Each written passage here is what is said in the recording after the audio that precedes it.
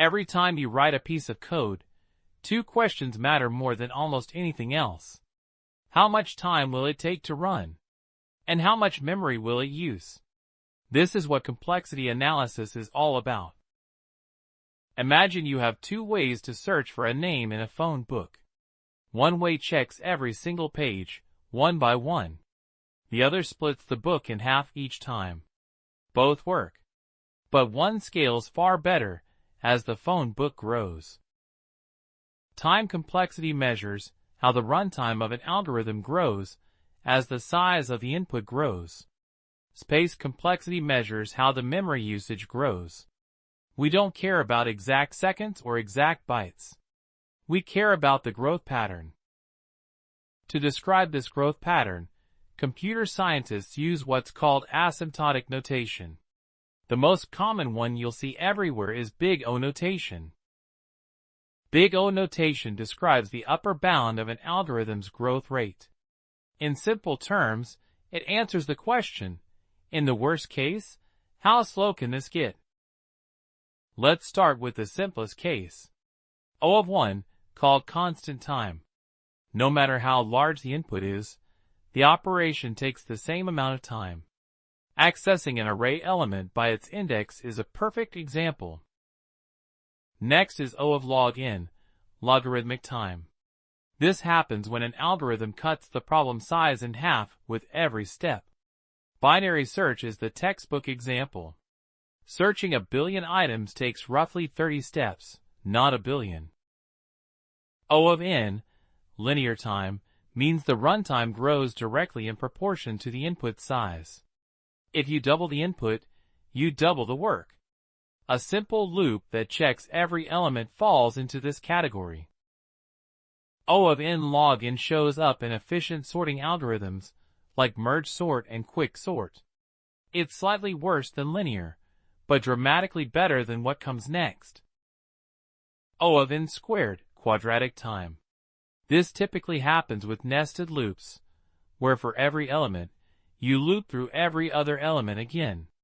Bubble sort is a classic, and unfortunately slow, example. And then there's O of 2 to the n, exponential time, where the runtime doubles with every additional input. This shows up in brute force solutions, like generating every possible subset of a set. If you stack these growth rates side by side, the difference becomes obvious almost immediately. Constant and logarithmic barely grow at all. Linear grows steadily. But quadratic and exponential explode, and for large inputs, that explosion is the difference between code that runs instantly and code that never finishes. Big O isn't the only notation. There's also Big Omega, written as omega of n. While Big O describes the worst case, omega describes the best case, the fastest an algorithm could possibly run for a given input size. And when the best case and worst case grow at the same rate, we use big theta, theta of n. Theta gives a tight bound. It means the algorithm's growth rate is sandwiched precisely between an upper and lower limit. In practice, engineers talk about Big O far more often than omega or theta, because we usually care most about the worst case. You want to know the absolute limit of how bad things can get. Now let's talk about space complexity. It works exactly the same way, except instead of measuring time, we're measuring how much extra memory an algorithm needs as the input grows. A function that uses a fixed number of variables, regardless of input size, has O of 1 space complexity.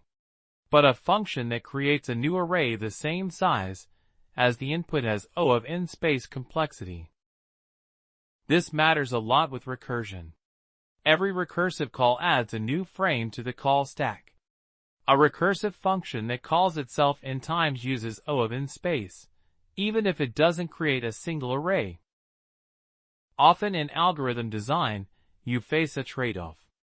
You can use more memory to save time, like storing pre-computed results in a hash map. Or you can use less memory, but accept a slower runtime. Understanding this trade-off is what separates a brute force solution from an optimal one. So how do you actually figure out the complexity of your own code? Look at your loops. A single loop over n elements is usually O of n. A loop inside a loop is usually O of n squared. A loop that divides the problem size each time is usually O of log n. One important rule: we drop constants and lower order terms. An algorithm that does 2n operations is still just O of n. An algorithm that does n squared plus n is still O of n squared, because as n grows large, the lower order term becomes irrelevant. Let's recap.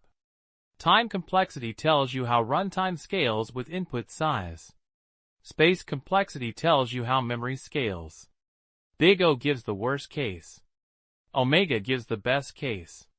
Theta gives a tight bound when both match. And the common complexities, from fastest to slowest, are constant, logarithmic, linear, n log n, quadratic, and exponential. Understanding this is the foundation for everything that comes next, especially when we start comparing brute force, better, and optimal solutions to real problems. And that's exactly what we'll do in the next videos.